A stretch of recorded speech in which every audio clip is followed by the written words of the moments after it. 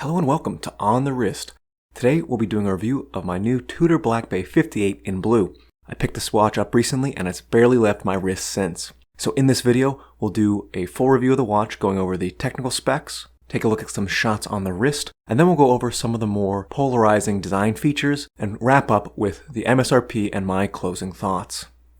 Alright, so without further ado, let's get right into it.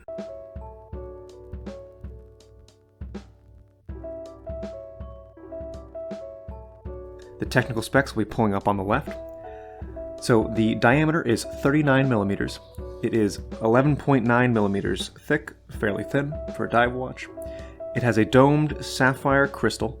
It is 47.75 from lug to lug, which is a nice size.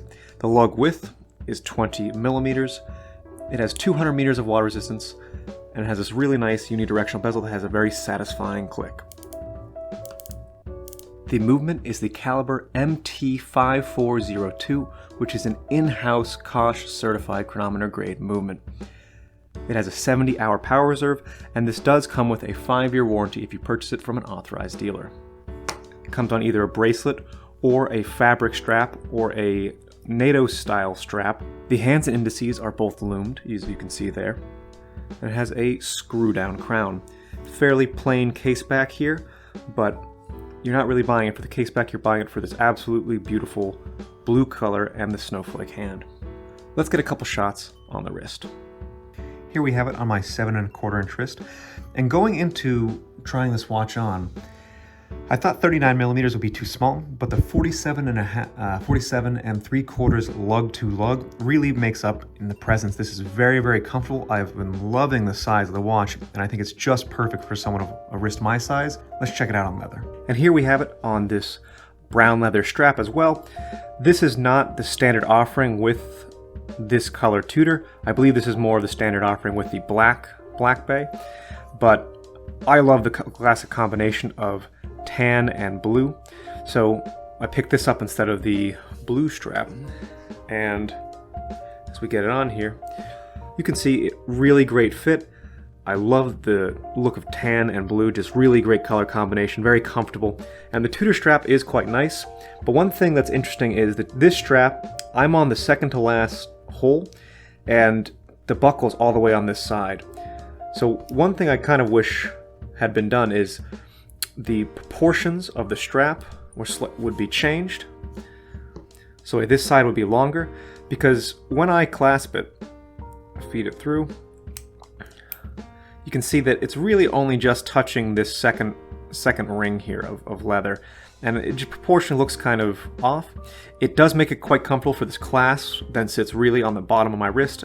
And what's interesting is it puts the buckle, when you put your wrist down on a flat surface, it gives the buckle some protection rather than having it dead center, which would make it prone to scratches. But it does, it's a balance of protecting the buckle versus maybe a little more comfortable if they lengthened this section of strap. Just a few design notes that I want to point out, and a couple points of contention or just difference in opinion I've seen online.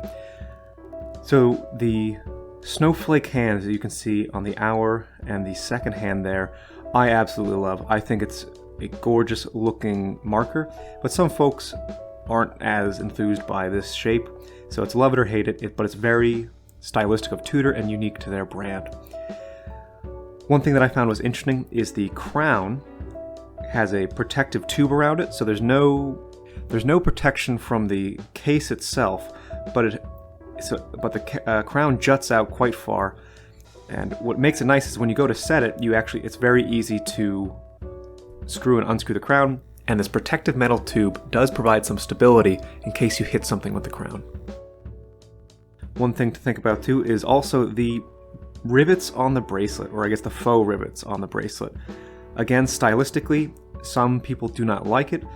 At first I was a little unsure about it, but it's really grown on me. It's definitely a unique look, and it's another one of those things that's a little bit love it or hate it, can be quite polarizing.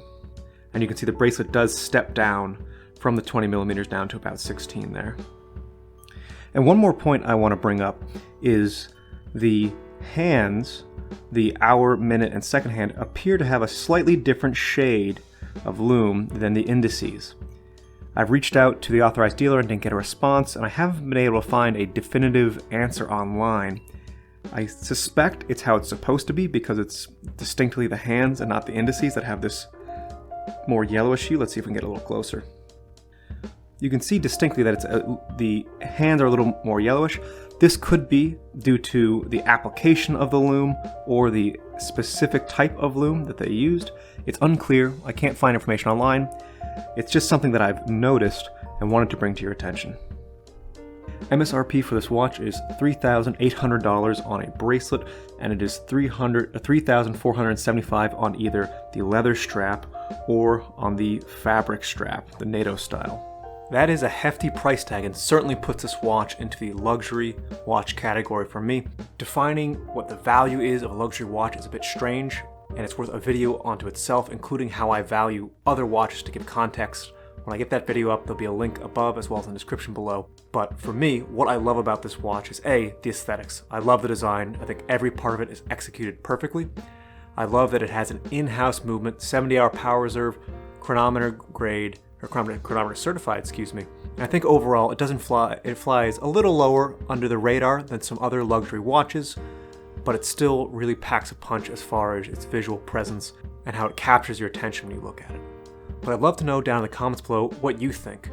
What do you think of the Black Bay 58 series? What do you think of this watch in particular? And is there anything you would like to see different about this watch in particular that Tudor maybe missed? I'd love to know. Please comment down below. I'd love to hear what you think.